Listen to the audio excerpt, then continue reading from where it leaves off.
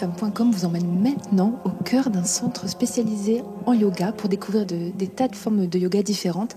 Alors je suis ici avec Anne. C'est un centre qui a ouvert un tout petit peu avant l'été, qui propose plein de styles de yoga différents, donc c'est bien parce qu'il y en a pour tous les goûts, pour tous les âges, et c'est un lieu qui est convivial, chaleureux. Je sais pas si vous avez vu la petite cour dehors, c'est hyper agréable, on se sent bien ici.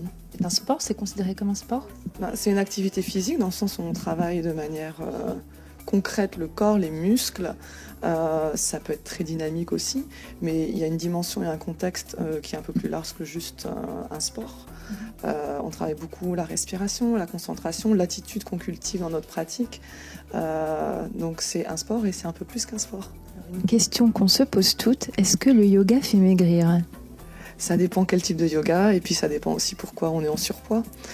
C'est clair que c'est une activité physique, que ça fait bouger, qu'il y a un côté cardiovasculaire, qu'on travaille les muscles, qu'on les renforce. Et puis que ça aussi invite à une hygiène de vie plus saine. C'est-à-dire que quand on commence à travailler avec son corps, tout d'un coup, il y a certaines choses qu'on fait un peu moins. On fait un peu plus attention de manger sainement, de manger équilibré. Donc c'est un tout qui fait que oui, ça peut aider les gens à mincir et à être plus en forme, ou en tout cas à se sentir mieux dans leur corps. Quand les yeux bougent, le mental bouge et la posture bouge. Donc là, on essaie de juste se concentrer. Ok, une fois que c'est mis en place, vous allez ramener le pied contre la cuisse et serrer les deux très fort l'un vers l'autre. Ah, je peux plus le tenir aussi. Super. Voilà, c'est pas les uns, ça bouge aussi. C'était la posture de l'art. Alors il y a des femmes qui pratiquaient le yoga avant d'être enceintes et puis qui continuent leur pratique et qui peuvent aller jusqu'à la veille de l'accouchement et maintenir une pratique. Et puis aussi il y a des femmes qui profitent de cet état pour commencer le yoga, pour se mettre en relation avec leur corps, avec leur bébé, leur respiration. Donc non, c'est un chouette moment pour pratiquer. Ouais, l'idée c'est vraiment de créer une relation à soi, à son corps, à son souffle qui nous permette de vraiment trouver notre place. Et des moments où on arrive, on est très tendu, ça nous permet de nous stresser. Des fois, on manque d'enthousiasme, on est un petit peu léthargique et ça va nous recharger. Donc, c'est vraiment cette idée de trouver notre place, d'être bien. Vous voyez, mesdames, vous pouvez vous détendre de multiples façons chez Bi-Yoga. Alors, vous conseillez d'essayer un cours de yoga ou de prendre tout de suite un abonnement et de venir régulièrement ? On sent les bienfaits au bout de combien de temps ? Il y a des gens qui ressentent les bienfaits tout de suite. Je pense que c'est important, surtout si on n'en a jamais fait, d'essayer une fois pour voir ce qui nous correspond.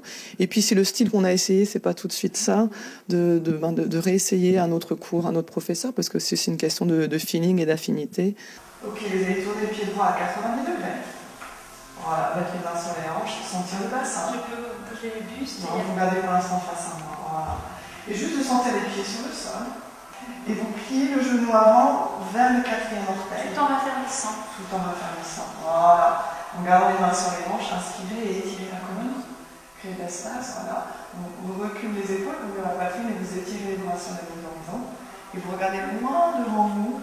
Voilà.